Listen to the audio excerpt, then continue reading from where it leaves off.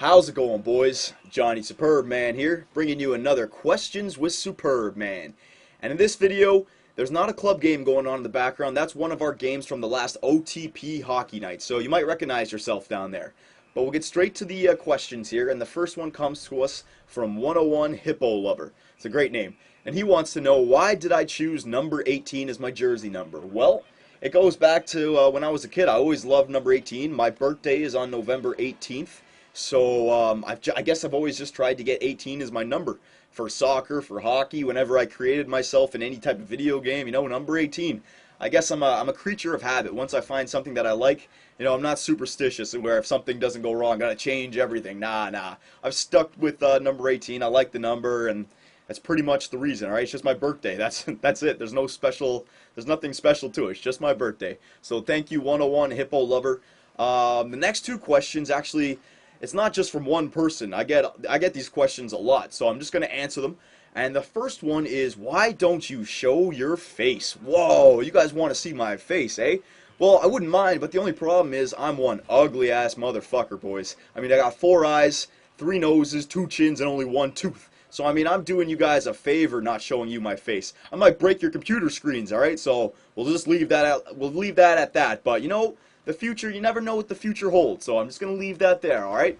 The next question, again, another mass question. What do you think about Coney 2012? Alright. First of all, I know nothing about this Coney 2012, so anything I say right now, it may come off rude or insensitive, whatever, though. I know nothing about this. I don't care, okay? I've heard it's some sort of a charity for someone who has cancer or something along those lines. People, you don't need to go to another country to find someone who has cancer or some sort of charity that needs some sort of donations, alright? Look in your own backyard. I don't care about these mainstream things that people jump on, alright? So stop asking me about freaking Coney 2012. I don't care. I got my own problems to deal with, alright? So there you go. That's my opinion on that. The next one comes to us from NHL 50, and he wants to know, who do I think will be awarded the Vezina Trophy? The Vezina Trophy, it's the best goaltender during the regular season, I believe. The other one is the goaltender played on the team with the fewest goals against. That's an automatic one. That's like black and white. You can't change that. The Vezina is actually voted on, so this is a good question. I see it. It can go many different ways. I don't think it'll be Boston this year, all right? To me, it's between 2 different teams.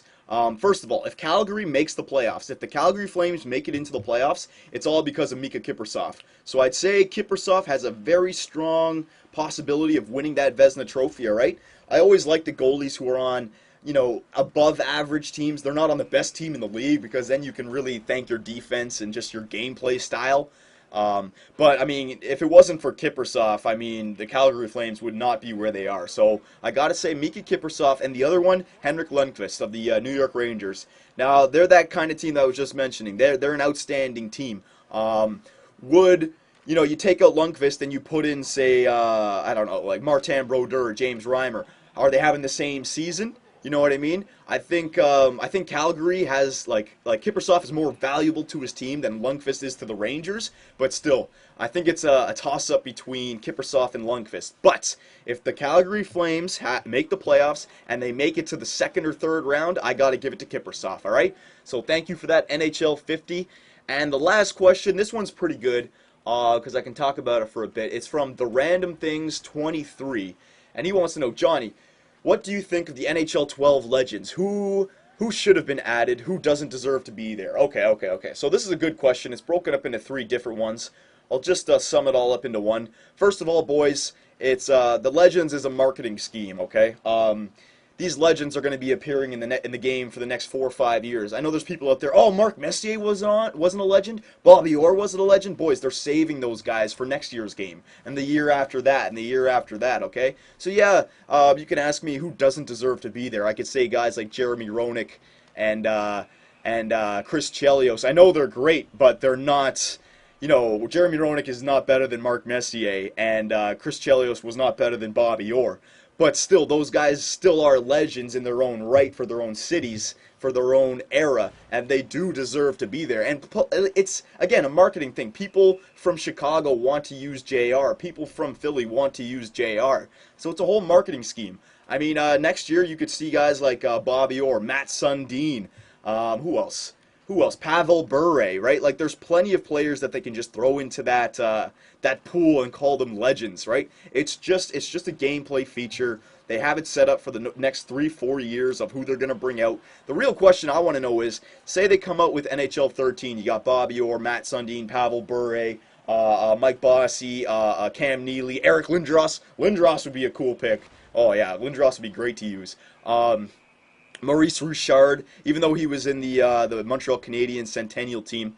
But I want to know, if they add all these new legends, are they going to have the legends in 2012 carry over, so they'll have double the amount, or are they just going to take, like, will Gretzky not be in the next game kind of thing? I hope they just add on to the legends, so there's twice as many in the next game. You know, there's a new featured 8 or whatever, however many there are, but I hope that they keep Gretzky and all of them in.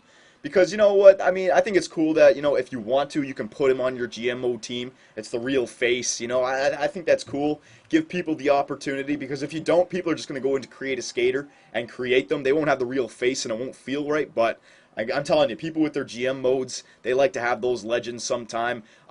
Even me, man, when NHL 12 first came out, one of my side GMs, I took all the legends and I put them on their respective teams, and it was pretty cool. You know, I mean, you'd always see Gretzky at the top of the points, and Lemieux, actually. Lemieux would always be ahead of Gretzky, but I think the legends are a great idea. But don't get mad, boys, and don't feel like, oh, you were screwed because your player wasn't here. He'll be in the legends in the next 2 or 3 years. It's just a marketing scheme, okay? So there you go, boys. I answered those questions. It was the last questions with Superbman video. I was going down through the questions, and it took me a while to find these questions. Boys, I want some good questions, all right? I want some good questions that I can really talk about. Stop asking me just like the Coney 2012 and stuff like that. Get me to talk about something. Main events in real life, sports. I saw somebody ask me about the Peyton Manning. What do I think about him going to Indiana or leaving Indianapolis? That's great, you know, something. It doesn't have to be hockey. So give me questions that I can really talk, you know, a minute or two. Yes and no answers. I'm gonna shy away from those. Okay. So there you go, boys. There's our questions with Superbman. For Johnny Superbman and the Great Domsky. Take it easy, boys, and we'll see you next time.